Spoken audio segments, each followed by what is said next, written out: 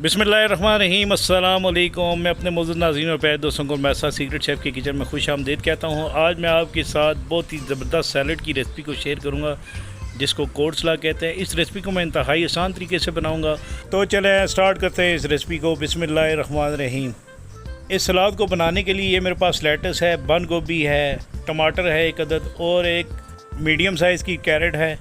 ये मेरे पास किशमिश है जिसको रेज़न कहते हैं, और इसके साथ ये नमक है, ये काली मिर्चों का पाउडर है जिनकी क्वांटिटी मैंने साथ लिखी हुई है, और ये मेरे पास आइसिंग शुगर है, और ये फ्रेश क्रीम है। इसके साथ ही ये मेरे पास जैतून है काले वाले, और इसके साथ ये मेरे पास मायोनीज़ है और ये सिरका है। इन चीज़ों का इस्तेमाल करके ये ज़बरदस्त सा कोर्सला मैं इंशाल्लाह अपने मौजूद नाज़रीन के साथ बनाना शेयर करूँगा। तो सबसे पहले मैंने एक प्लेट में ये बंद गोभी, लेटस, टमाटर और ये गाजर रखी हुई है। इसकी हमने कटिंग करनी है। तो ये आपने बंद गोभी की जो है इस तरह शेरेडेड कटिंग कर लेनी है। आपने इस बंद गोभी की बिल्कुल फ़ाइन जूलियन कटिंग करनी है। आपने इस बंद गोभी की इसी तरह कटिंग करनी है, और ये ज़बरदस्त सी फ़ाइन जूलियन जब कटिंग हो जाए तो आपने इसके बाद ये कैरेट की भी इसी तरह आपने फ़ाइन जूलियन कटिंग कर लेनी है।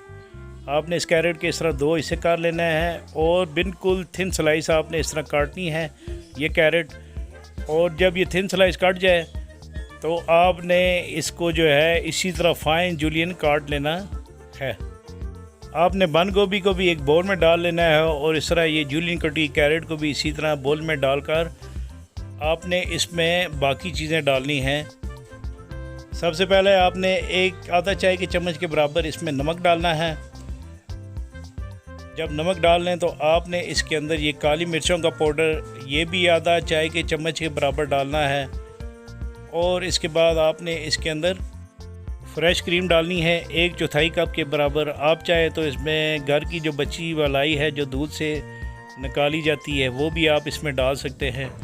तो जब आप ये डाल लें तो इसके बाद आपने इसके अंदर ये मायोनीज़ ये 3/4 कप के बराबर है, ये आपने इसके अंदर डालनी है। ये डालने के बाद आपने इसके अंदर मज़ीद टेस्ट लाने के लिए यानी टेस्ट को बेहतर करने के लिए आइसिंग शुगर जो है वो तकरीबन 1 खाने के चम्मच के बराबर आपने इसके अंदर डाली। आप चाहें तो डायरेक्ट इसमें चीनी डाल सकते हैं। इसके बाद ये सिरका है 1 खाने के चम्मच के बराबर, ये डाल दें। इससे ये होगा कि इसके अंदर ज़बरदस्त सा टेस्ट आएगा। और इसके बाद आपने इस सैलड को मिक्स कर लेना है। मिक्स करने के बाद आपने इसके अंदर ये थोड़े से रेज़न इसके अंदर डाल देने हैं जो किशमिश हैं, जो 1 टेबलस्पून के बराबर है, और थोड़े से मैंने गार्निश के लिए रख दिए हैं। आपने इसको अच्छे तरीके से इस तरह मिक्स कर लेना है, और आपने इसको थोड़ी देर के लिए चिलर में रख देना है यानी फ्रिज में रख देना है ताकि ये अच्छे से ठंडा हो जाए। और इसके बाद आपने सैलड की प्रेजेंटेशन कर लेनी है। मुझे उम्मीद है कि इंशाल्लाह आपको ये मेरी कोर्सला की रेसिपी ज़रूर पसंद आएगी। इसके बारे में मुझे कमेंट्स बॉक्स पर कमेंट ज़रूर दीजिएगा। अगर आपने कुकिंग से मुतल्लिक़ कोई सवाल पूछना है तो मुझे सवाल भी कर सकते हैं, तो मैं इंशाल्लाह ज़रूर आपको रिस्पांस दूंगा। तो आपने इस तरह इस सैलड की प्रेजेंटेशन कर लेनी है। आपने इस तरह एक सलाद का पत्ता जो है इस सैलड के साथ लगाना है, और ये मैंने रोज़ की जो है यानी टमाटर का एक फूल बनाया हुआ था, ये आपने इसके ऊपर इस तरह लगा लेना है। इंशाल्लाह जो वक्त गुजरता जाएगा मैं आपके साथ डेकोरेशन की रेसिपी भी आपके साथ शेयर करूंगा। तो आपने बाकी जो बची हुई रेज़न है इसके ऊपर डाल देनी है। तो और ये जैतून है काले वाले, ये 3 अदद इसमें डालकर ज़बरदस्त सा ये आप इसको डेकोरेट कर ले। तो इसके साथ ही मैं अपने मोअज़्ज़ज़ नाज़रीन और प्यारे दोस्तों से इजाज़त चाहता हूँ।